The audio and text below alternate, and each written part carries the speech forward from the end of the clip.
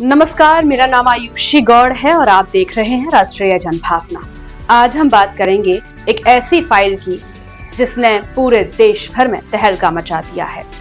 America में हाल ही में जारी यूएस न्याय विभाग के जेफरी एप्स्टीन से जुड़े अभूतपूर्व अनुवादित दस्तावेजों, जिन्हें एप्स्टीन फाइल कहा जा रहा है, उसने वैश्विक स्तर पर चर्चा और विवाद को जन्म दे दिया है। इन फाइलों में दुनिया की राजनीति, विज्ञान, मनोरंजन और शाही परिवारों से जुड़े कई बड़े नामों का भी उल्लेख सामने आया है। ये फाइलें करीब 3 बिलियन पृष्ठों, सैकड़ों ईमेल और हजारों तस्वीर और वीडियो का विशाल संग्रह है, जिनमें दुनिया के कई प्रसिद्ध नेताओं, बिजनेसमैन और हस्तियों के नाम शामिल हैं। एप्स्टीन की 2019 में जेल में मौत के बाद ये दस्तावेज न्यायिक प्रक्रिया के तहत जारी किए गए हैं, ताकि उसके नेटवर्क और संपर्कों की पूरी तस्वीर सामने आ सके।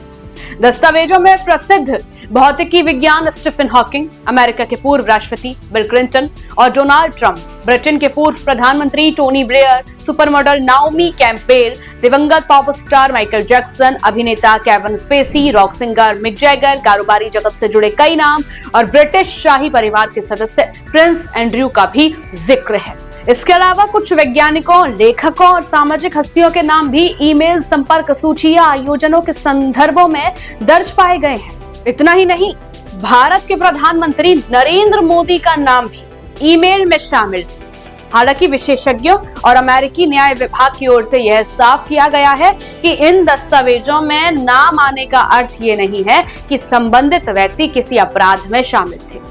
कई मामलों में नाम केवल संदर्भ, आमंत्रण, ईमेल बातचीत या तीसरे व्यक्ति के उल्लेख के तौर पर दर्ज है।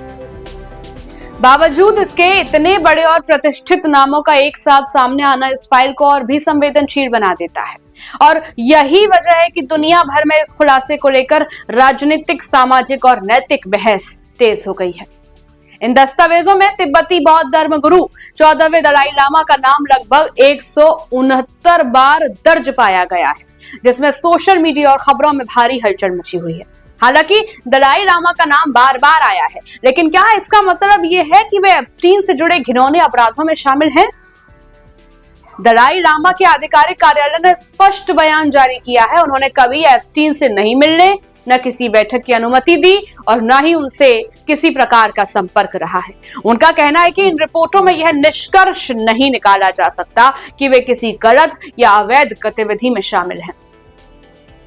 भारत में भी राजनीति और सामाजिक मीडिया में इस खबर को लेकर बहस छिड़ गई है, लेकिन ऐसे दस्तावेजों में किसी का नाम होना किसी दोष या अपराध का प्रमाण नहीं है, जब तक कि ठोस सबूत ना हो। कानूनन रूप से इन फाइलों पर अभी कोई प्रतिक्रिया सामने नहीं आई है, लेकिन सामाजिक तौर पर जंग छिड़ चुकी है। सामाजिक तौर पर इतने बड़े बड़े बिजनेसमैन, नेताओं और वैज्ञानिकों के नाम आना बेहद शर्म की बात मानी जा रही है। आप जुड़े रहिए राष्ट्रीय जनभावना के साथ, हम लगातार आपको अपडेट्स देते रहेंगे। नमस्कार।